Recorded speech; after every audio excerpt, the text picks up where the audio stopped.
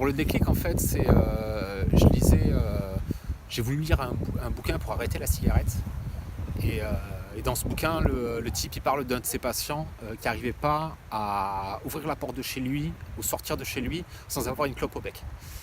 Et moi je me suis rendu compte que j'étais incapable de sortir de chez moi si j'étais pas déchiré en fait. Voilà, c'est ce processus d'identification qui m'a fait me dire ah ouais, d'accord.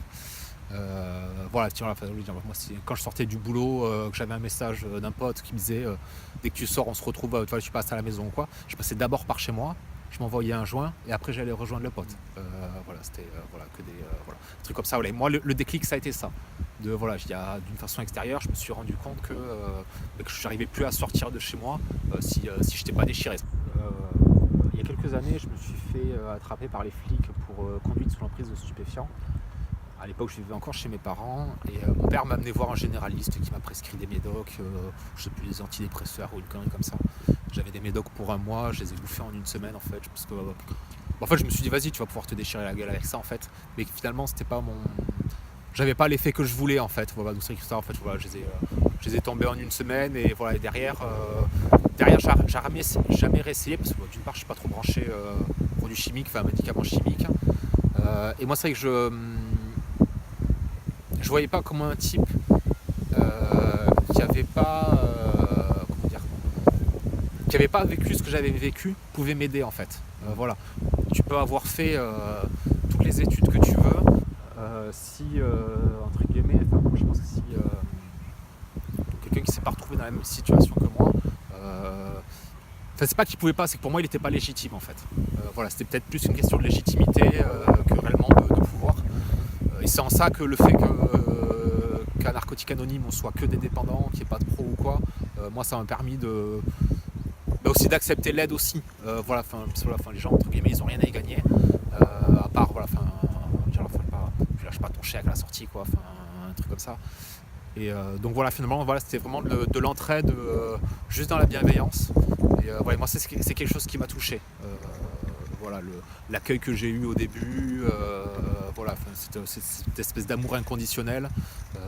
Voilà, tu viens, t'es le bienvenu et voilà. Et après tu prends ce que tu veux, il n'y a aucune obligation. On te dit pas vas-y, tu prends tes cachetons, voilà, tu sors pas, voilà, tu fais ce que tu veux, tu fais ce que tu peux quoi.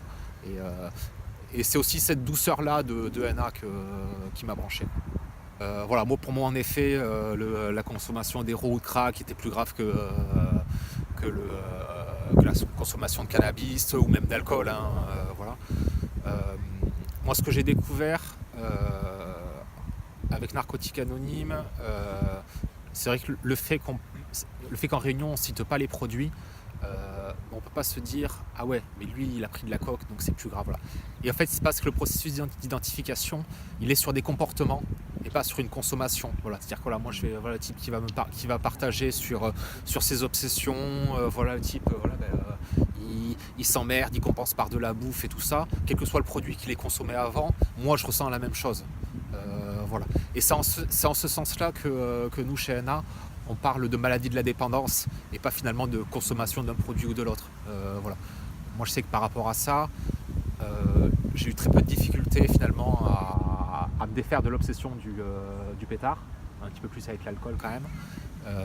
Mais par contre je me rends compte des difficultés que j'ai à me défaire de mes comportements de dépendance. Voilà. Quand je suis tombé sur l'obsession d'un truc, voilà, ça peut être n'importe quoi, hein, se lancer dans une série ou quand je me suis remis au sport. C'était impossible d'aller courir une demi-heure. Non, il fallait que je sois hyperactif pendant 2 heures, voilà, et tant que j'étais pas sur les rotules, voilà. Et tout ça pour moi c'est des comportements de dépendants. Voilà, il n'y a pas de juste milieu, on est sur du tout de suite. Voilà, on est incapable de faire les choses avec.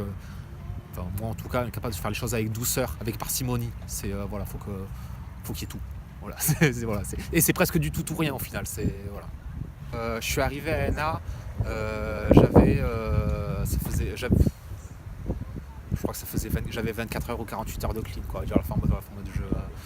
J'ai fini mon pochon un vendredi soir. Je me suis dit hop là t'arrêtes.